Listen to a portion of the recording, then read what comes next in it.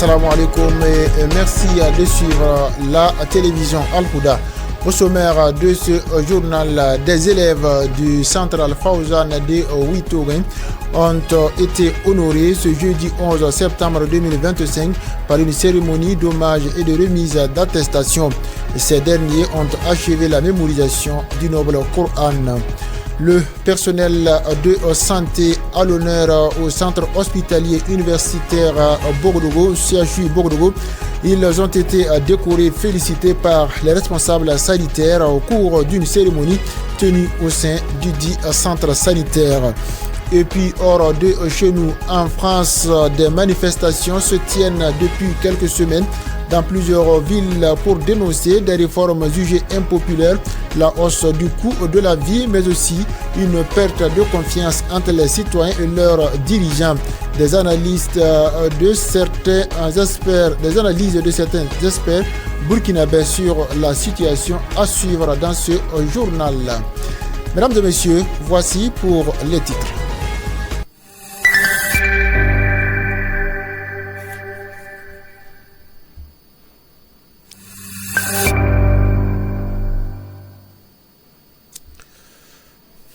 Le centre islamique Al-Fawzan a tenu ce jeudi 11 septembre 2025 une cérémonie de remise de diplômes et d'hommage à la première promotion des mémorisateurs du Coran du dit centre situé à Ouitouré, un quartier de la ville de Ouagadougou. La cour du centre a réuni de nombreuses personnalités à l'occasion de cette activité.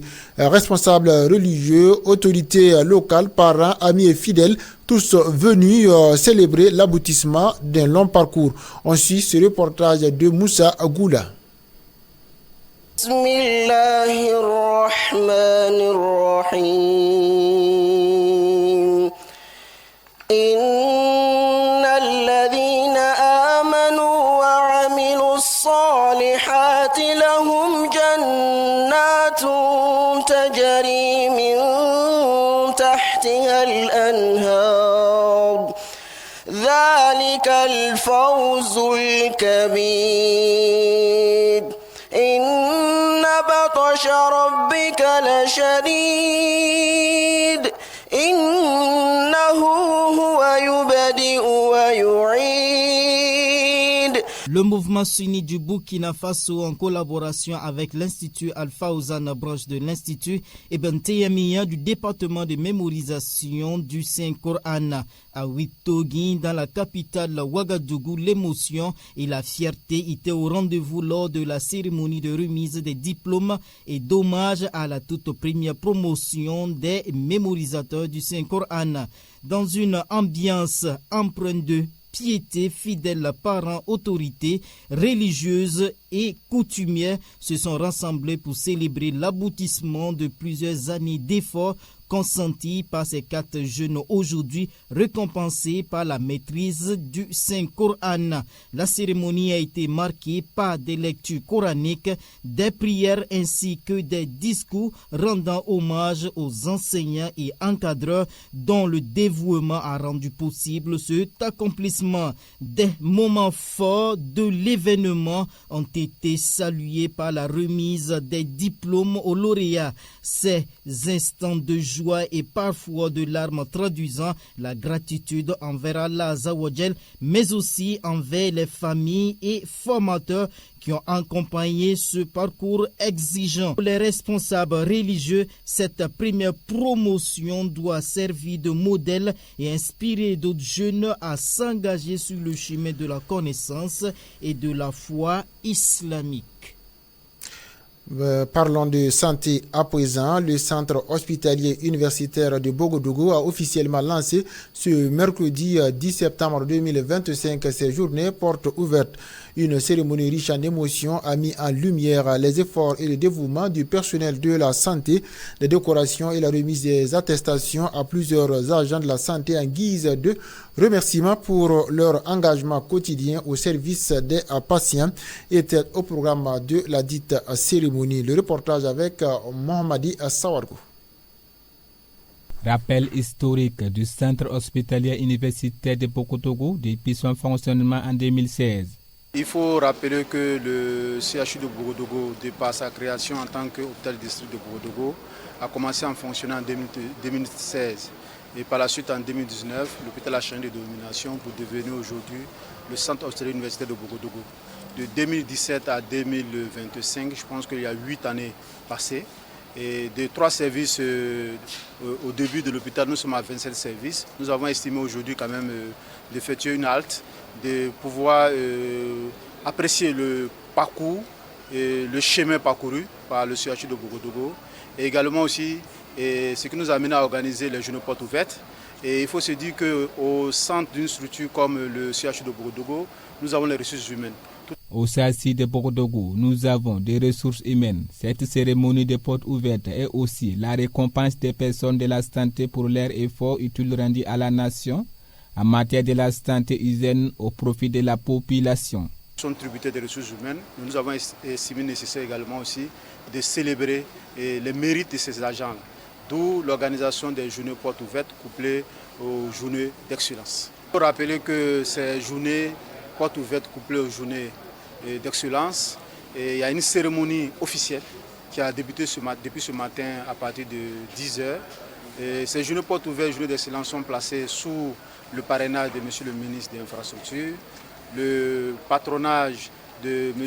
le ministre d'État, ministre en charge de l'Agriculture, et la présidente de M. le ministre de la Santé.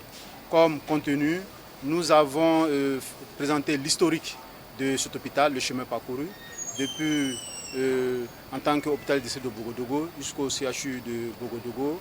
Et par la suite, nous avons également aussi célébré les agents, célébrer les services, les meilleurs agents. Et à côté de ces mérites-là, également aussi, nous organisons des prestations au profit des populations. Des prestations au profit de la population. Durant ces 2 jours, la consultation gratuite pour tous les patients référés à un médecin spécialiste disponible au CHU de Borodogo.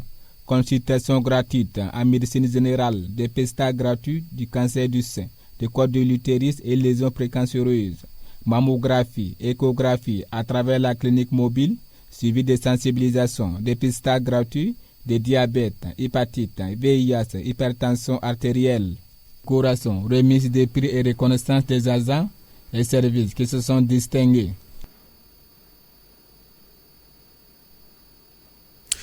À l'issue du dernier conseil des ministres, le ministre de la fonction publique, du travail et de la protection sociale, Mathias Traoré, a annoncé l'adoption d'un projet de loi portant institution de jours chômés et payés, ainsi que de journées de commémoration et de recueillement.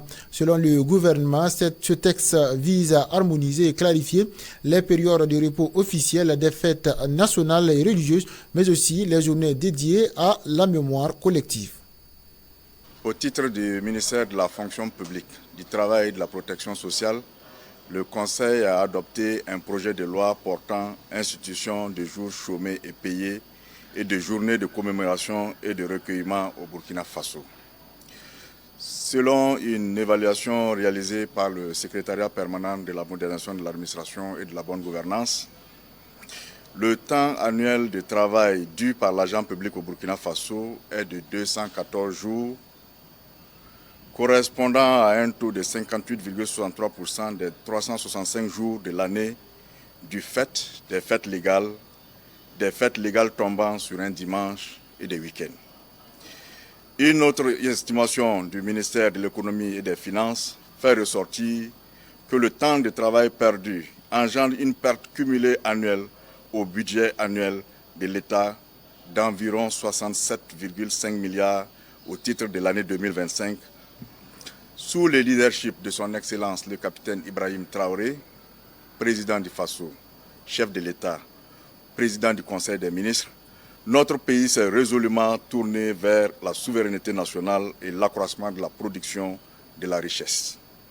Il convient alors d'ajuster le temps consacré au travail dans les administrations publiques et privées afin de soutenir les réformes qui concourent à la réalisation de cette orientation politique.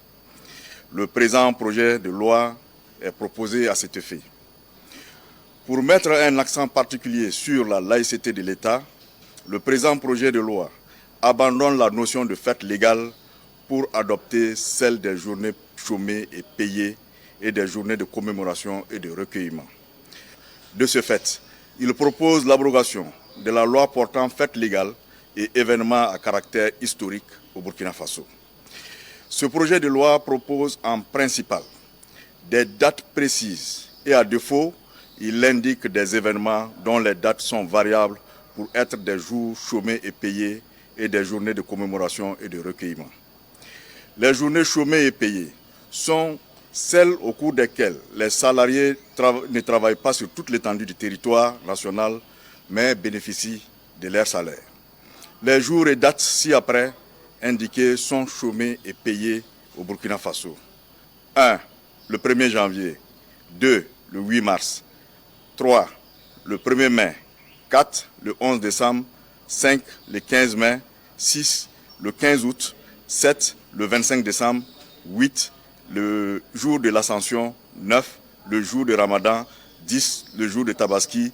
Et 11. Le jour de Mawlud. Fondamentalement, on n'évoque pas le jour de Pâques, car la Pâques est célébrée un dimanche, alors que le samedi et dimanche sont déjà chômés. En outre, la disposition qui veut que, lorsqu'une fête légale tombe sur un dimanche, le lendemain est obligatoirement chômé et payé, n'est plus opérante dans la mesure où le projet de loi en cours ne traite plus des fêtes, mais des journées chômées et payées et des journées de commémoration et de recueillement. La journée de commémoration et de recueillement est celle consacrée à la célébration d'un événement laïque, religieux ou coutumier, qu'il soit civil ou militaire. Elle sera une journée de travail continu. Dans ce cas, les horaires de travail des dites journées sont proposés pour être fixés par communiqué des ministres chargés de la fonction publique et du travail. Ce sont le 3 janvier, le 4 août, le 5 août, le 15 octobre, le 31 octobre et le 1er novembre. En résumé, la loi portant fêtes légales et événements à caractère historique au Burkina Faso institue 15 jours de fêtes légales auxquels il faut ajouter les 15 mai, tous chômés et payés, et déclare également chômés et payés le lendemain de toute fête légale tombant sur un dimanche, alors que le présent projet de loi retient en tout 11 jours chômés et payés dans l'année. L'adoption de ce projet de décret permettra de donner une base légale aux jours chômés et payés et les journées de commémoration et de recueillement au Burkina Faso et laisser libre célébration des fêtes à l'appréciation des citoyens. Le Conseil a examiné et adopté 4 rapports au titre de 4 départements ministériels relatifs à la révocation de 4 agents dans le cadre de contrôle de l'authenticité des diplômes des agents publics. Il s'agit de, au titre du ministère de l'administration territoriale, M. Kissou Djibril Damien, matricule 257-323N, chauffeur. Au titre du ministère de l'économie et des finances, M. Nana Amadou Tidiane, matricule 201-106G, contrôleur des douanes. Au titre du ministère de l'Action humanitaire et de la solidarité nationale, M. Diao Sidiki, matricule 229-524S, chauffeur. Au titre du ministère de la Justice, des Droits humains, chargé des relations avec les institutions pour le compte de la Cour des comptes, Mme Sissé Mariam, matricule 75-968L, agent de bureau. Au titre des sanctions retenues contre les 10 agents. 1. Leurs décorations sont retirées. 2. Ils sont révoqués de la fonction publique. Le système judiciaire burkinabé est appelé à se réinventer pour mieux répondre aux attentes des citoyens. C'est ce qu'a laissé entendre le ministre de la Justice, Edaso Rodrigue Bayala, en déclarant que son département travaille à bâtir une justice plus proche des réalités socio-culturelles, conformément à la vision du président du Faso. Cette annonce intervient dans un contexte où la justice est souvent perçue comme une éloignée des préoccupations quotidiennes des populations. Nous devrons travailler à être plus proches de nos réalités socio-culturelles et conformément au décret de juin 2023 qui a défini en tout cas la promotion du Faso d'Anfani, du Koko Danda et d'autres tissus traditionnels. Également conformément à la vision du camarade président du Faso, le capitaine Ibrahim Traoré, le secteur de la justice s'est engagé en tout cas dans cette vision. Et vous avez suivi en septembre dernier le port du costume par les magistrats des juridictions de première instance et d'appel. Cette fois-ci, les 3 décrets portent d'abord définition du costume d'audience du président du Conseil constitutionnel et des membres du Conseil constitutionnel, entièrement conçu en Faso d'Anfani à partir de la cotonnade locale. Le deuxième décret porte définition des caractéristiques et des conditions du port du costume d'audience pour les magistrats, les présidents et les magistrats des hautes juridictions, à savoir la Cour de cassation, le Conseil d'État et la Cour des comptes. Le troisième décret porte définition des caractéristiques et conditions du port du costume d'audience du personnel du corps des greffiers des hautes juridictions.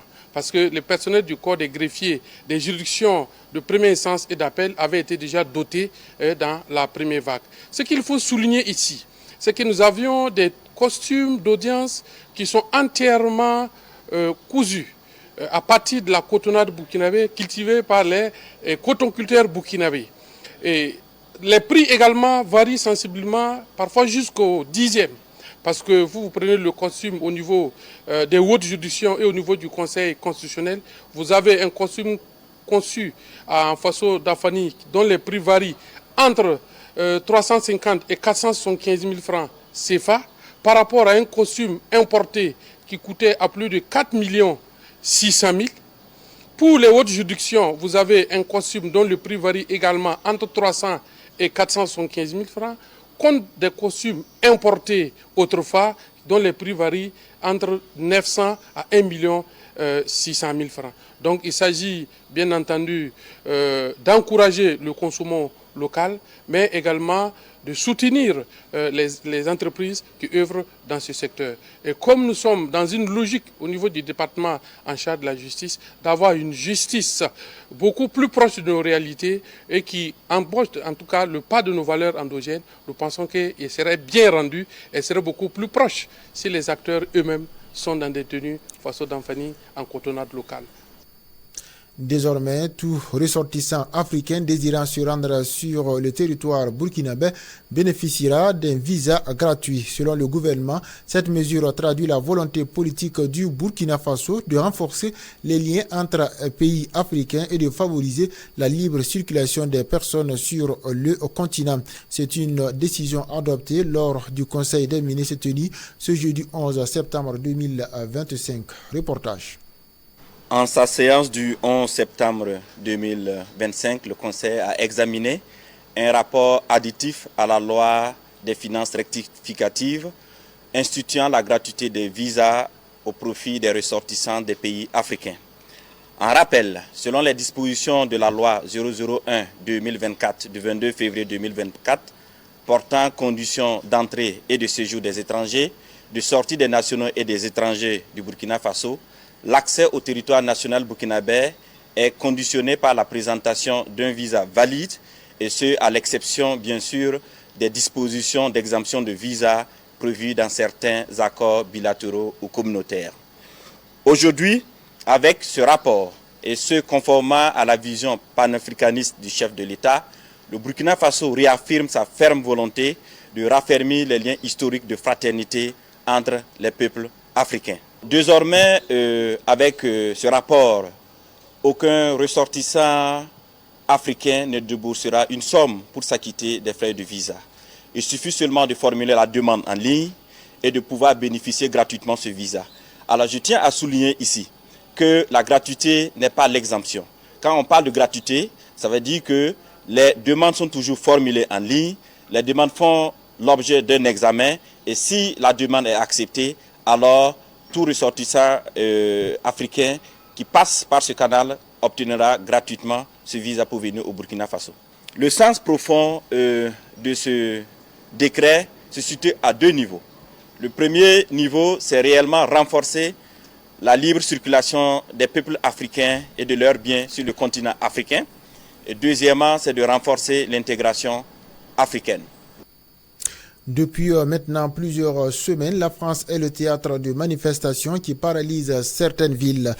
Les contestations, parfois émaillées de violence, traduisent un profond malaise social et politique dans le pays. Ces manifestations en France sont suivies par des experts burkinabés qui y voient moins un simple mouvement de contestation qu'un signe de remise en cause profonde d'un modèle longtemps érigé en référence. Plus de détails dans cet élément. Que se passe-t-il en France, la République qui s'érige en donneur de leçons? Voici quelques images qui illustrent la situation actuelle en Hexagone. L'hôpital public en a assez, ça suffit, on tire trop sur la corde, on n'a plus les moyens de soigner correctement les gens.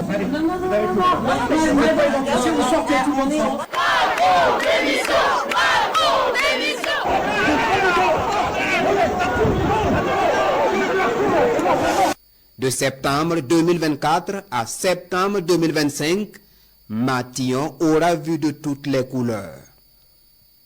Michel Barnier, François Bayrou et maintenant Sébastien Lecornu. Visiblement, la crise semble profonde. En une année, le président français Emmanuel Macron aura grillé 2 chefs de gouvernement et en passe de sacrifier le 3e. Pour nombre d'analystes, la France est dans une zone de turbulence sociopolitique et économique et son dirigeant actuel dans un déni total des valeurs démocratiques qu'il ne cesse de vanter. De ce que nous voyons, on peut dire clairement c'est loin d'être de la démocratie. Parce que si c'était de la démocratie, il aurait en tout cas tenu compte des élections et tenu compte qu'effectivement on peut présider, mais pas gouverner. Maintenant, est-ce qu'il est démocrate ou pas? Point d'interrogation. M. Emmanuel Macron refuse de tirer les conséquences des élections législatives de juin-juillet 2024, parce que s'il nomme les premiers ministres qui viennent de cette majorité, celle de gauche, et celui-ci va déconstruire toute la politique qu'il a menée depuis tout le temps qu'il est au pouvoir. Donc il se refuse, il nomme donc des gouvernements, des premiers ministres issus de groupes minoritaires. Ce qui explique les différentes censures qui prévalent. Une situation qui pourrait se complexifier si ce vendredi 12 septembre, la note souveraine de la France se dégrade, avec pour conséquence la perte de toute crédibilité de la France auprès des institutions financières internationales. Or, le modèle français, c'est qu'ils prêtent de l'argent auprès des banques pour financer leur développement et ils remboursent par le mécanisme de la dette. Donc, si cette note est dégradée, la France ne va plus prêter de l'argent auprès des créditeurs habituels, parce qu'il y a certaines institutions financières qui refusent de donner de l'argent, de prêter de l'argent à un État dont la note est A, au lieu de AAA. Donc cela veut dire que la France est en train d'aller dans les turbulences aussi, sociopolitiques mais aussi économiques. Pays surendetté, contraignant ses citoyens à la manifestation, mais aussi un pays sans repère politique. La France étant un pays pendant longtemps donneur de leçons en matière de démocratie, ne devrait pas être à ce stade de désaccord entre les différents partis politiques et arriver jusqu'à manifestation où nous voyons des destructions de biens publics. La démocratie libérale prônée est un leurre et pas une réalité. Au-delà du fait que la démocratie doit tenir compte du contexte socio-culturel dans lequel elle est appliquée, il y a que ce modèle même pose problème parce que le jeu des hommes empêche le modèle de fonctionner convenablement. Donc on le constate aujourd'hui, ceux qui en Afrique pensent que la France est un référentiel devraient comprendre maintenant que cela n'est pas du tout le cas, à la fois à cause de la politique étrangère de la France vis-à-vis de l'Afrique, mais aussi à cause du modèle que la France veut nous proposer, qui ne fonctionne pas du tout. Ce n'est donc pas une opinion individuelle d'affirmer que la France est inéluctablement dans un bourbier politico-économique et donc avance vers un avenir incertain. Pour l'analyste politique, la situation de la France actuelle est aussi liée à l'affranchissement de certains pays africains Et c'est la fin de ce journal. Merci de l'avoir suivi. Bonne suite des programmes sur la télévision Al-Huda. Wassalamu alaikum wa rahmatullahi wa barakatuh.